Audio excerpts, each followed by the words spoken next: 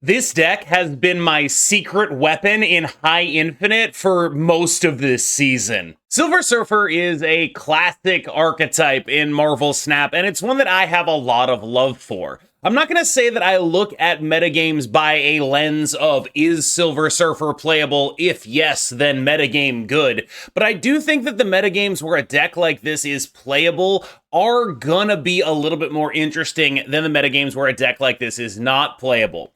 However, it is worth pointing out that Silver Surfer right now is not necessarily playable by virtue of its own power alone. This is, of course, a Silver Surfer deck that is paying its due diligence. It's paying its taxes, so to speak, by having to play cards like Iron Patriot and Sam Wilson and Galactus in order to bring it up to the power level of other decks that are playing Iron Patriot and Sam Wilson and Galactus.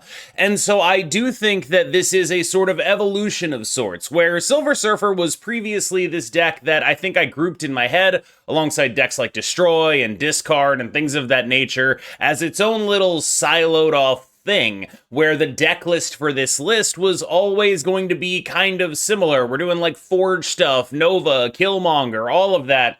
And I think the real evolution that this deck represents is that Silver Surfer is actually just kind of a package that you can play alongside other good mid-range cards that gives you unique and dangerous abilities, and the ability, of course, to have other powerful nut draws with massive Galactus synergy. So this can be looked at as one of two ways. In way number one, this is a long-time sort of fan favorite deck reinventing itself and finding a way to be relevant even in a metagame dominated by very powerful cards. On the other hand, this can be viewed as Silver Surfer sort of kowtowing to the demands of the metagame and giving up on what made it unique in order to just be yet another Iron Patriot Sam Wilson deck. I think either of those is a valid interpretation, but I think what's not up for interpretation, at least for me, is that this is probably the most underrated deck in the game. I believe the original impetus for this list came from a player in my Discord named Heart of the Cards, so shout out to them.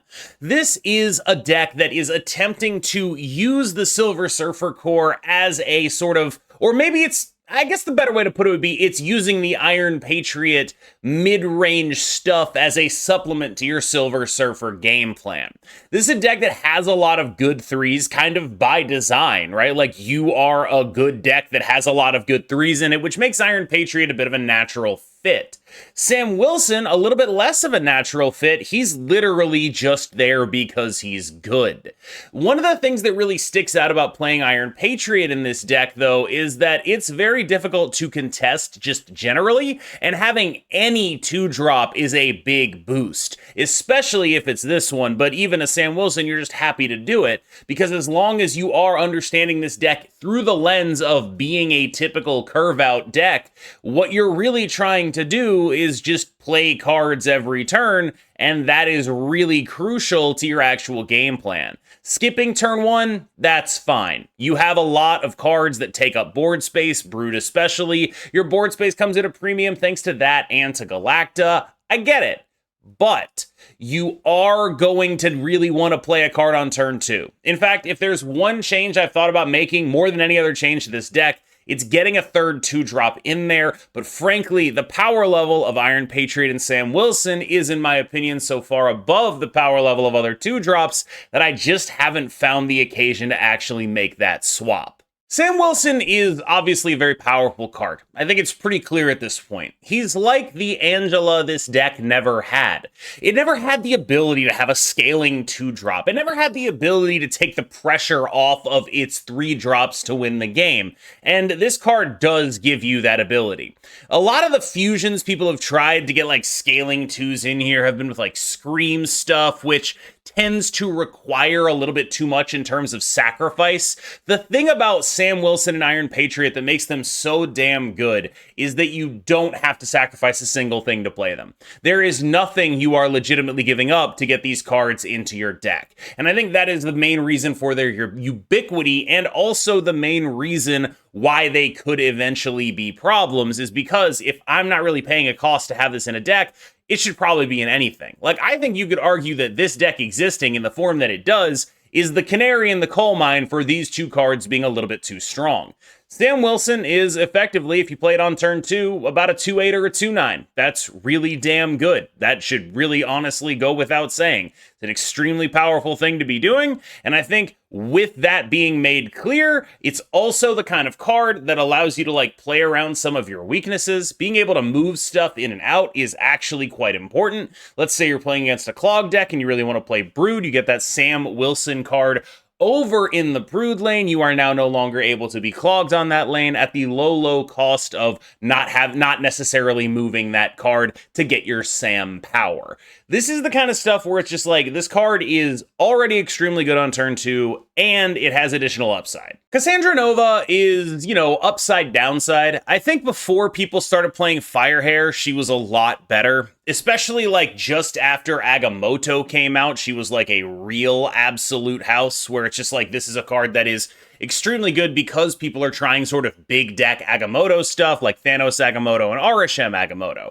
This is still an excellent card against those decks, but it's not nearly as good against a normal Agamotto deck as you might think, because it will not hit the spells when they are in the deck. That is a notable downside, and you should keep it in mind that when you're playing against an Agamotto deck, yeah, they have 10 cards in there, but if 3 of them are spells, she's only going to 7. That will matter. This is still a great card to follow up an Iron Patriot with, though, and it still gets to be a sort of 3/6 with upside, with the potential cost of you not really wanting to play it later in the game. In addition, it does still absolutely put Arishem in the dumpster. The Surfer Classic, Brood, is an amazing, amazing card because you are a deck that is meant to multiply your buffs as much as possible. Getting a Brood Galacta, that's a 3/15, applying a Silver Surfer to it takes them up to 7 power each. That is easily the kind of thing that is lane winning, and that is sort of the... I talk about a lot of things as like the what determines whether Surfer is good or not in a metagame. I can tell you one thing for sure. If Brood off Galacta is not a legitimate threat to contest a lane, this deck is usually not very good. And so that was why it was not a major part of the metagame when Hela was still around, and it's why it can be a major part of the metagame now. I probably don't need to explain much about why Silver Surfer is good in a Silver Surfer deck, so instead what I'm going to talk about is how this deck uses Silver Surfer in a way that is fairly comparable to how other mid-range decks playing Sam Galacta and Iron Patriot scale upwards.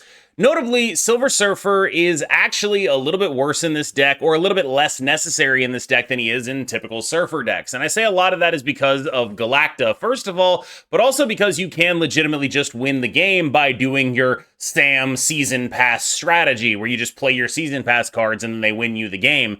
You can actually just win games along those lines just by doing that. Now, not to be outdone, Silver Surfer, also a Season Pass card, is an excellent card. I don't want you to look at this and be like, oh, you don't even need Silver Surfer to play a Silver Surfer deck. He's still very, very good. The ability to add power to lanes sort of asymmetrically, the additional synergy that he gets when you get more 3s on the board with Hope Summers, the fact that Brood does its thing, that's also obviously very good. Another card that you'll notice isn't in here that would be very good with Silver Surfer is, of course, Absorbing Man. That's a card I really want to get in here, but I value having the curve the way it is so highly. I do think perhaps I may be too attached to, like, having all of these 3s in here and you could reasonably cut one for Absorbing Man, but I think that was a lot more justifiable back when you were really willing to do Cassandra Nova Absorbing Man, when people were playing a lot more Arishem, and I think it's a little less justifiable now, although it is still a very reasonable thing to do.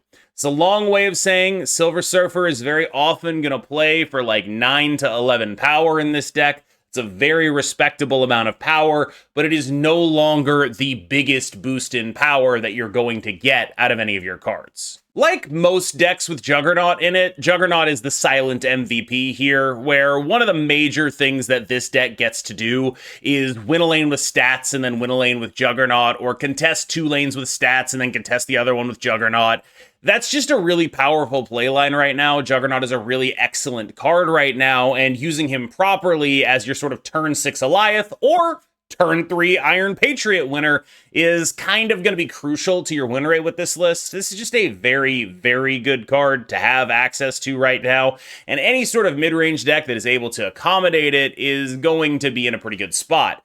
Pretty much any sort of season pass pile with Juggernaut has been proven to be at least pretty damn good, and this is definitely that. Red Guardian is your sort of multi-tool here, where what his job is to just sort of solve for whatever you need to solve for. Like, okay, they're gonna misery that hood, but I can then take the on reveal ability off of the hood, meaning it won't get destroyed by misery, and then they won't get a fire hair proc, and then they won't get an additional dude, and they have -5 in that lane, or just blowing up a fire hair, or dealing with a Mr. Fantastic under a Moonstone, or dealing with an Iron Man in a different lane, or just generally being a problem solver in a way that a lot of other tech cards can't. Now, his downside in that context is that he is not a hard solution to everything. Your opponents are going to be able to play around him, especially if they're running Sam Wilson. There's a lot of ability for like Agamotto decks to images of Icon, the thing you hit, and then make it not nearly as good to apply that -2 power. All of that is to say he's a valuable piece of the deck,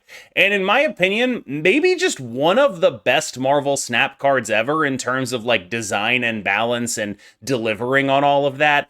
This is a card that has just consistently shown up and been relevant, and very rarely have I thought it needed to actually be nerfed, and every time I did, something would happen and it just wouldn't be very good against that thing. This is one of the best design cards in Marvel Snap, in my opinion. Rocket and Groot is an excellent piece here. I mean, obviously, yeah, it costs 3, you don't care about that. But being able to sort of redirect your power and choose the lanes that you target is a hidden ability here, where this is a deck that is a good Juggernaut deck in large part because it is able to do stuff with this card, where it's like Juggernaut has this additional synergy with being able to move your power around on the final turn of the game and to change where you're actually committing to. This is also just a card that scales very well. I don't know if you know this, but people like playing cards. One of the things that this deck is not amazing at, though, is having priority for this card on turn 3. In fact, that's one of the major upsides of Sam Wilson, is that he's just a card on the board early in the game, so if you get that Iron Patriot on 2, you might actually have priority into playing this guy on 3. On 3 with priority, this guy is a dominant Iron Patriot follow-up. In fact, a lot of the tension when you play this deck is going to be choosing between elite Iron Patriot follow-up and playing Hope Summers. Hope Summers is quite crucial, and getting her on 3 is unfortunately even more crucial when it comes to how you actually play her. So, what that means is a lot of the time you're going to be forced to choose which type of energy cheat you actually want. Why is Hope Summers on 3 so important? Because you need to proc her on 4 so you can play 2 3s on 5. Your Silver Surfer deck, your Silver Surfer scales off of how many 3s you have on the board. Being able to play 2 3s on 5 is incredibly important. It gets even more important if you're playing against a deck with Sandman, of which there are many right now. When you're playing against a Sandman deck, she is your highest priority. What you're going to try to do there is play something there on 4, play 2 things there on 5, and then on 6, you will have 8 energy so that you are able to actually play 2 3s through a Sandman. If you don't do that, Sandman is actually devastatingly powerful against you, and you should be afraid of it. I've talked about various things that I would want to take out here. I think Sebastian Shaw is on the cutting room floor here. Originally, the version of the deck that I copied ran a Cosmo. I ended up replacing it for Sebastian Shaw so that I could get more power. The Cosmo was sort of a previous meta thing where it was like, we're trying to beat Hela with Cosmo. It's not very reliable, but at least it means that we don't instantly lose that matchup.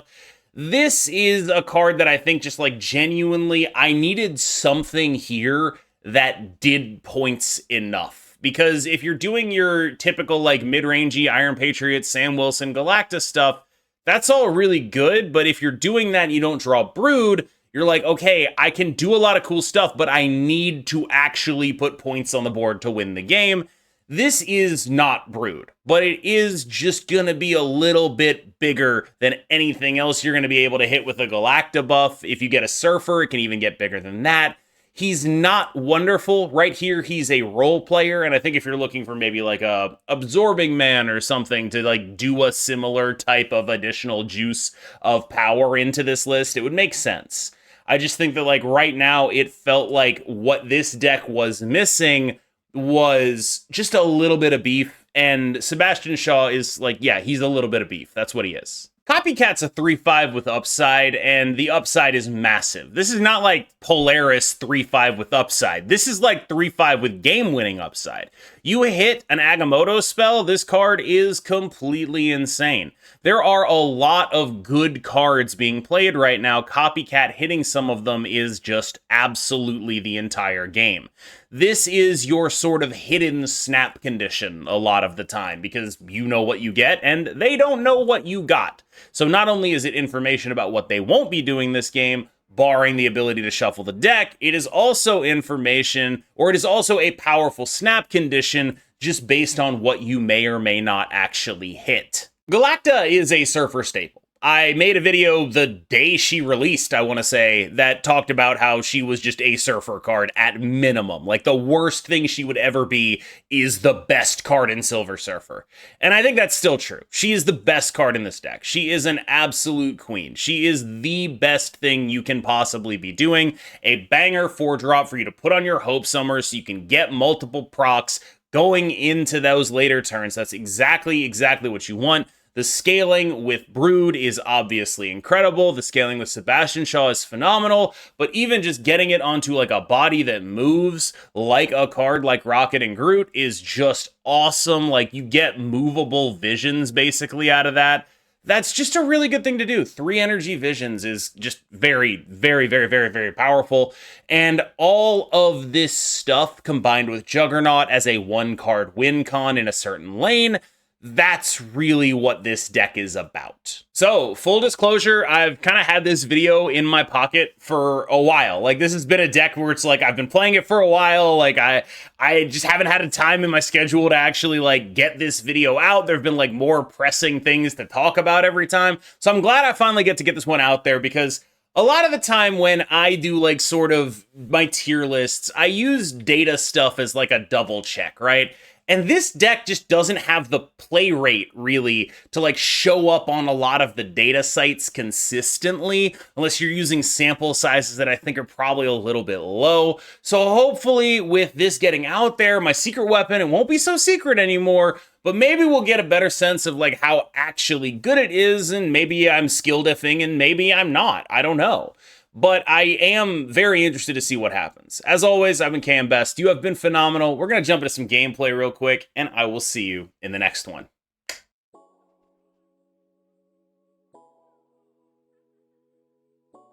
See your bicep? Whoa. Could Surfer run Gorgon over IP? I think it would be like as a third. Like, it would be like you want it instead of one of these 3s, probably Sebastian Shaw. UX, he said.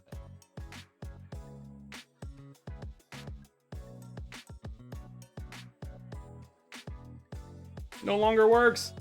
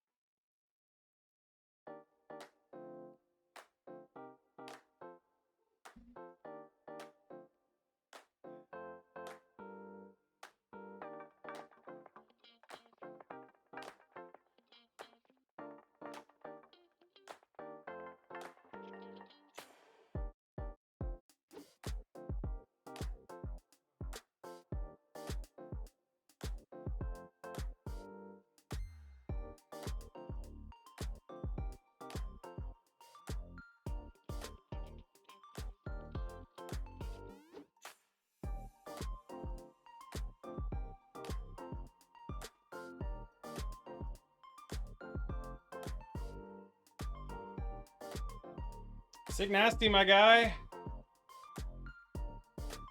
-2. I mean, you hate to see a -2. We're back. We just won another 8 cuber. So there's a third thing that's happening, though, and that I think it's that Surfer's just good enough into Loki. Hulk smash? Is this a fucking... Oh my god. Oh my god. Oh my god, that guy's huge.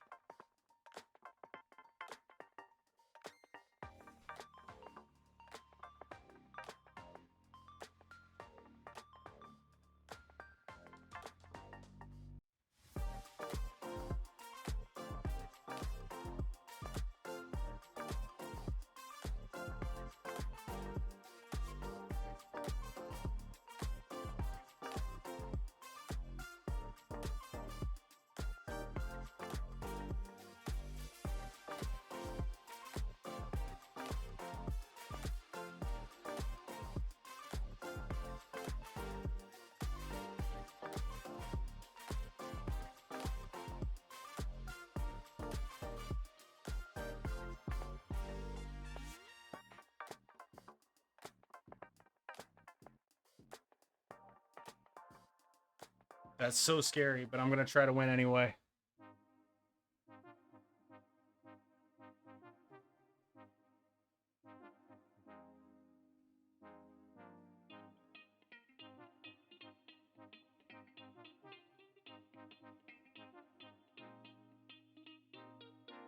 Bro.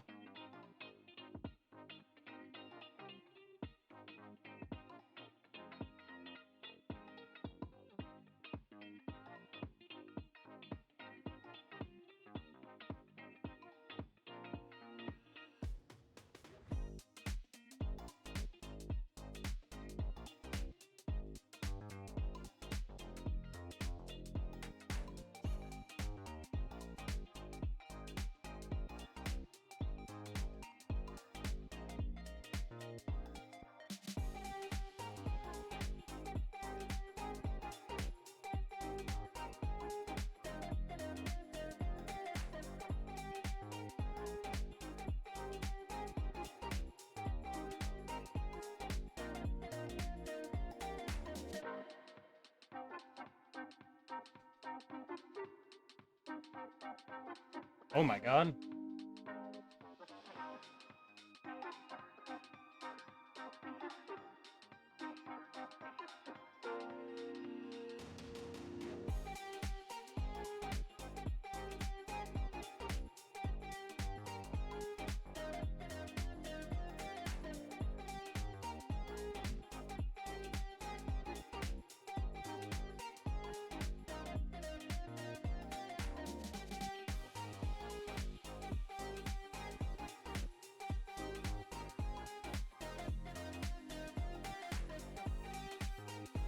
The problem is, if they float more than 2 here, we're in trouble.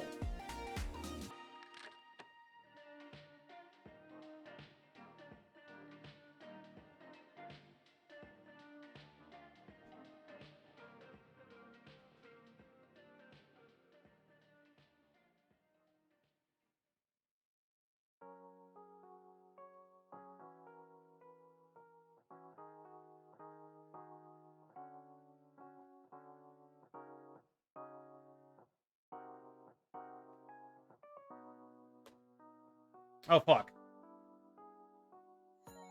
My bad, I'm just dead.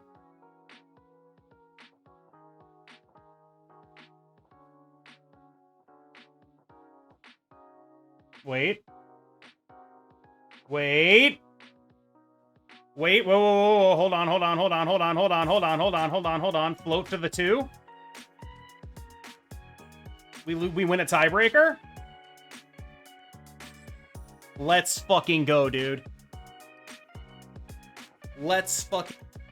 The hood? Why, thank you.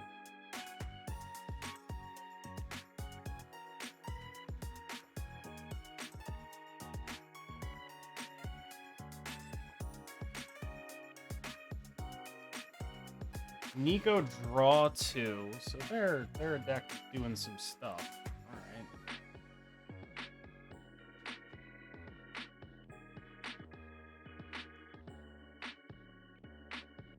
Pixie. Alright.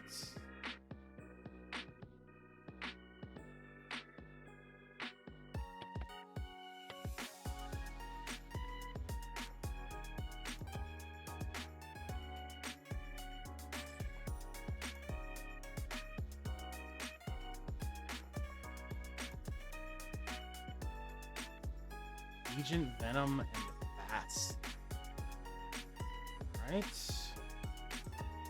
So we have Juggernaut Demon here if we want it. Or we can hold the demon and go Galactus Demon next.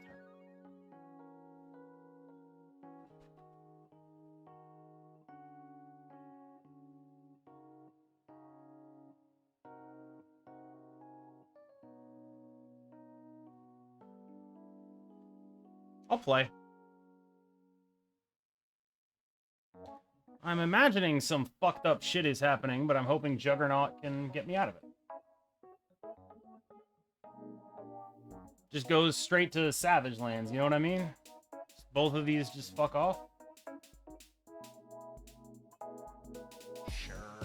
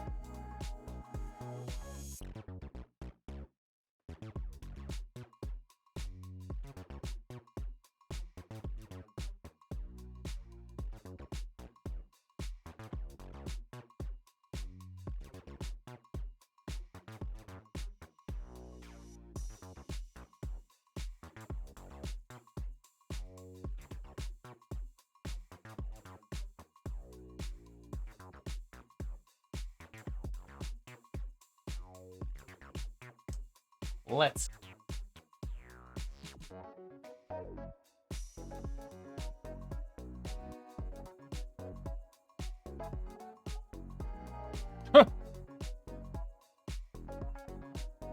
Oi.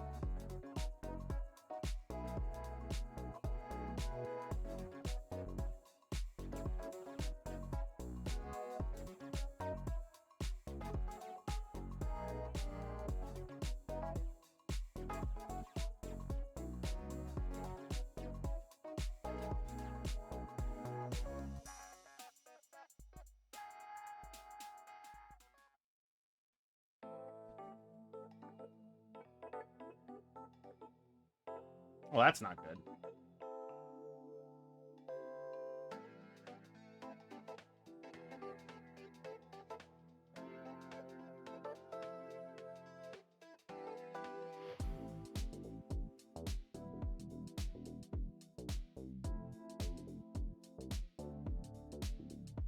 So if I go for the jug here, they play like 2 cards and I lose it. They play 1 card and I lose it, so it's fine.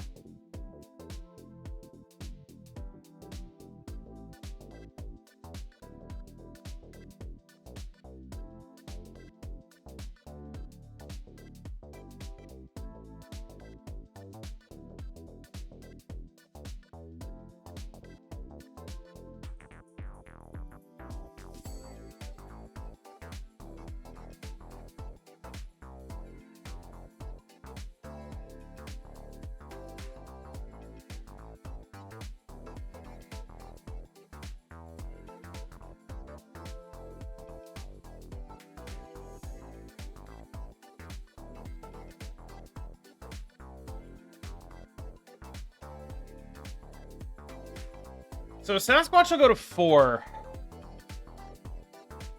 There's a world where my play is this.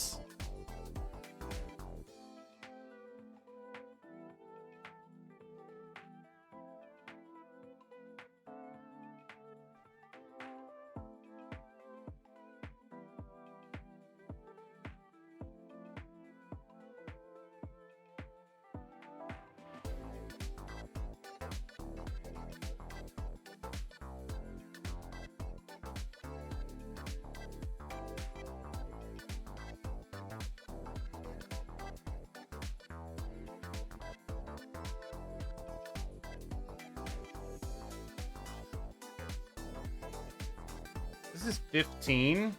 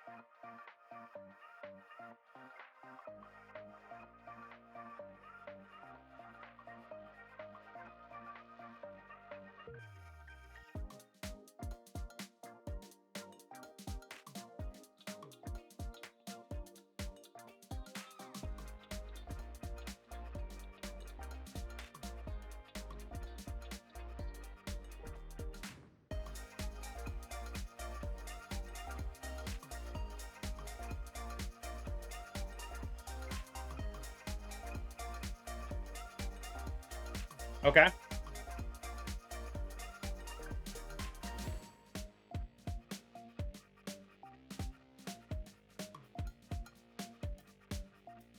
Think we got him. Think we got him. That should have me rolling, dude.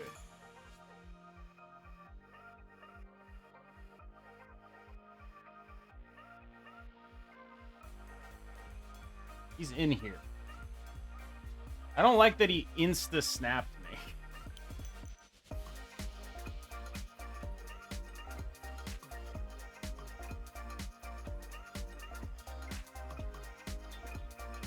I haven't tried any Thanos or Loki yet.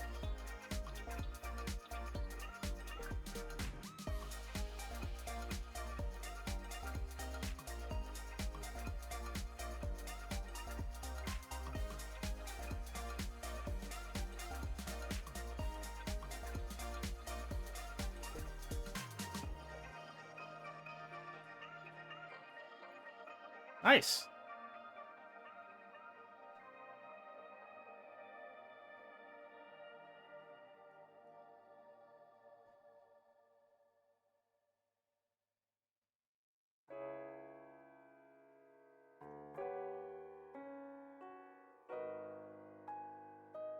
Shield, shield, shield. Yeah. Alrighty.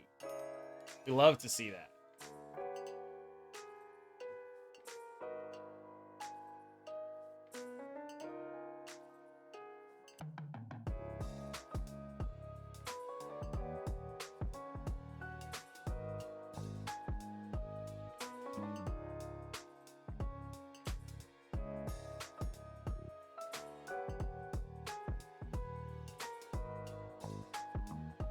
Do I have to play around? Hold on. I need to think. I think I might need to play around a Magneto in my future.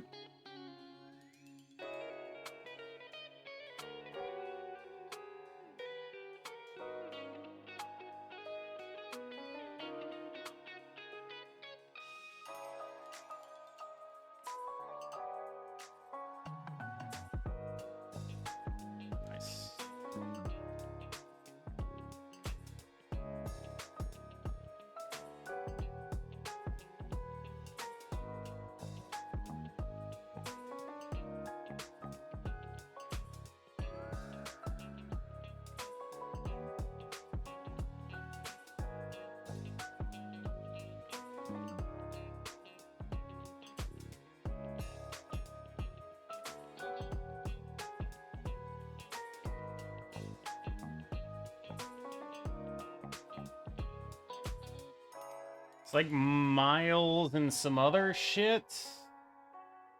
I don't know. What do they got on the left?